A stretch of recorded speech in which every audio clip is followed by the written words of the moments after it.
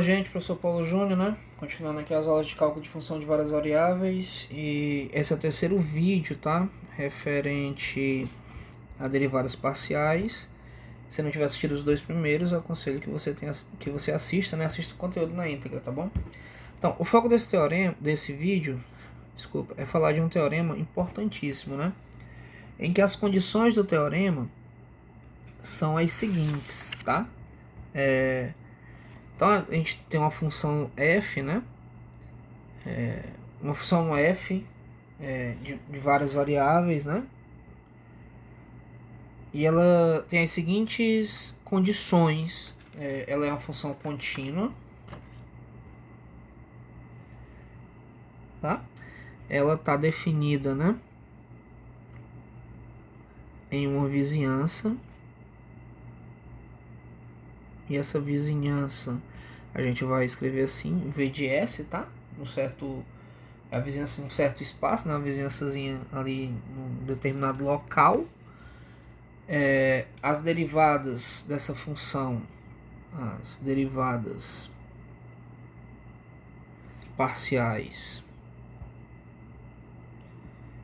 de f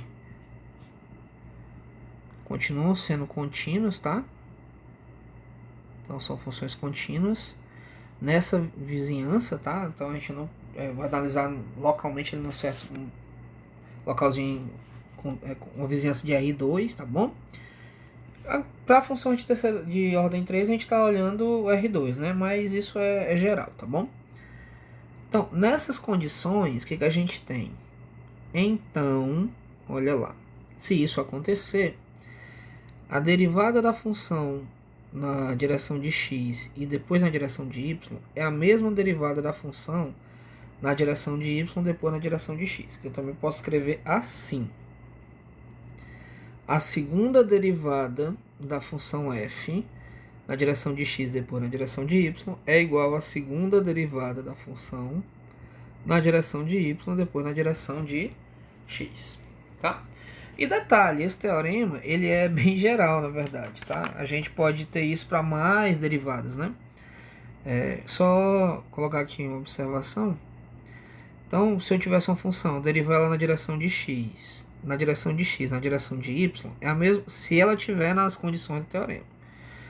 A mesma coisa de derivar na direção de x, depois y, depois x, que seria a mesma coisa de derivar essa função na direção de y e duas vezes na direção de x. Então isso aqui eu estou fazendo, no teorema eu coloquei até a ordem 2, né?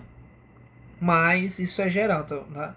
Então, se a derivada for contínua e definida na vizinhança, se a função for contínua e definida na vizinhança, as suas derivadas também forem contínuas e definidas nessa vizinhança, então não importa como que a gente derive, porque a função vai ter, independentemente, o mesmo resultado. E a gente vai partir para alguns exemplos aqui. Não vamos demonstrar o teorema, mas vamos verificar que esse resultado é verdadeiro, né? Então vamos para o primeiro exemplo aqui, que a gente tem a seguinte função. A f de xy, tá? Igual a x elevado a y. E aí o que eu pretendo mostrar para vocês é que a derivada segunda dessa função com relação a x e depois com relação a y é a mesma coisa da derivada segunda da função com relação a y depois com relação a x. Ora, fazendo isso eu já também estou mostrando derivada de segunda ordem, né? Só que quando você olha a derivada segunda da função com relação a x com relação a y, isso é a derivada da função com relação a x e a derivada da função com relação a y. Então, primeiro a gente tem que calcular essa aqui, ó, para depois o resultado disso calcular com relação a x. Então, para calcular uma derivada de segunda ordem, a gente calcula de primeira ordem, depois de segunda ordem. Então, aqui é como está mandando o figurino, né? Primeiro em relação a x, depois com relação a y, e depois vai fazer o contrário. Então, vamos lá. Derivada dessa função com relação a x, quem que é, né? Aqui é como se isso tudo é uma constante, multiplicando x, né? É como se o x tivesse elevado a 1 vezes a constante, a própria constante. subtrai 1 do expoente do x, o x vai ficar elevado a zero, e aí vai ficar somente a constante. Muito bem. Posteriormente, eu vou pegar esse resultado, né, que é elevado a y, e vou derivar com relação a y. Ao fazer isso, a derivada de e elevado a y é exponencial de base e, né, número de ela própria. Então tá aqui. Ou seja, o que eu posso concluir aqui? Que a derivada segunda dessa função f, que está aqui no nosso exemplo, com relação a x, depois com relação a y, tem como resultado e elevado a y. Vou guardar aqui esse resultadozinho bonitinho aqui. Agora nós vamos fazer o contrário. Primeiro com relação a y, depois com relação a x. E vamos verificar se esses resultados realmente são iguais. Tá? Então vamos lá. Para me derivar com relação a y, depois com relação a x, então eu tenho que primeiro fazer a derivada com relação a y. Se eu for derivar com relação a y, né? O que acontece? O meu x é uma constante, então ele permanece aí que ele está multiplicando a função. Vezes a função em si que está sendo derivada, que é elevada a y, que é ela mesma. Pronto. Agora eu vou pegar, não vou botar implicância não, porque não é bem implicância, né? É uma condição aqui. Então, a derivada agora dessa função que eu encontrei, né? Com relação a x. Aqui é a segunda derivada. Vou botar esse doisinho mais evidente. Ele ficou pouco saliente aqui, né? Segunda derivada. Então, quando a gente vai derivar agora com relação a x, acontece a mesma coisa que aconteceu antes, né? A derivada é como se fosse x elevado a 1, e aí multiplica a constante, que é toda essa elevada a x aí, tá? Então vai ficar o próprio e elevado a x. Ou seja, o que eu concluo aqui? Que a segunda derivada dessa função f com relação a y, depois com relação a x, também é o que? E elevado a y. Ora, essas derivadas aqui são exatamente iguais, né? Ou seja, o que o teorema diz para mim é verdadeiro. Até porque o produto de funções contínuas é contínuo, né? E aqui a função linear, x, e aqui é uma função exponencial. Então elas são contínuas. As suas derivadas, por sua vez, também são funções contínuas. Essa aqui é uma exponencial, exponencial, exponencial, aqui ó, 3 exponenciais, né? E aqui a gente tem um produto que é exatamente a mesma função, linear e exponencial, duas funções contínuas. E o produto de contínuos é contínuo. Então eles estão dentro da condição do teorema. E a minha vizinhança aqui é o próprio R, né?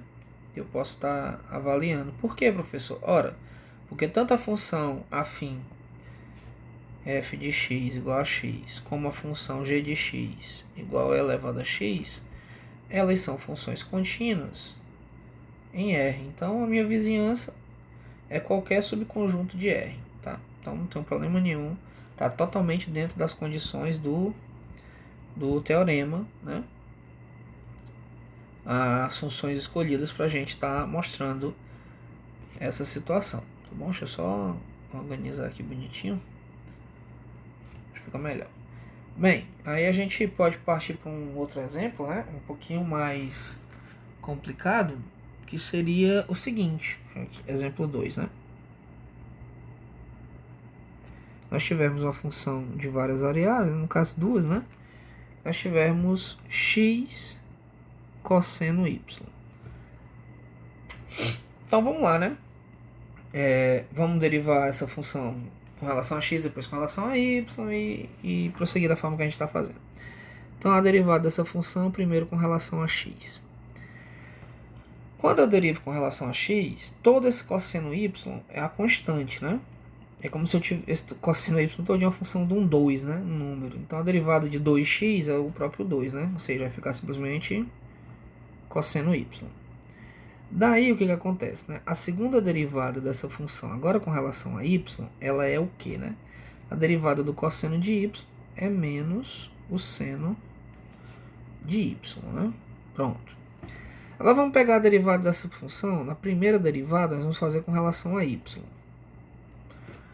quando eu derivo com relação a y, esse x ele é uma constante, então ele se repete, né? Porque é uma constante vezes a derivada, a constante se mantém. Aí, quem que é a derivada do cosseno de y, né? A gente já sabe que é menos o seno de y. Pois bem. Agora eu vou pegar essa nova função e vou derivar ela, né? A segunda derivada dela com relação agora a x. E aí, olha o que acontece, né? Esse carinha aqui agora, com relação a x, ele é toda constante, né? Então, é como se o x tivesse elevado a 1. Então, vai ficar simplesmente a constante, né? Então, a derivada é menos o seno de y. O que eu pude perceber aqui com tranquilidade? Que a segunda derivada dessa função com relação a x, depois com relação a y, é exatamente a segunda derivada dessa função com relação a y, depois com relação a x. Assim como o teorema nos garante. Isso é muito bom, né? Porque, enfim, quando um problema te pedir, né, as derivadas em ordens inversas, se as funções forem contínuas, aqui função linear, função trigonométrica, ambas são contínuas, as derivadas são contínuas, né? Então não tem problema nenhum. A gente vai poder fazer isso com tranquilidade, tá bom? Espero que o exemplo ajude vocês a entender essa situação do teorema, que é muito importante, tem bastantes aplicações, principalmente na parte aí de eletrônica, tá bom? E assim a gente possa prosseguir com tranquilidade no nosso conteúdo, tá bom? Um abraço, até o próximo vídeo.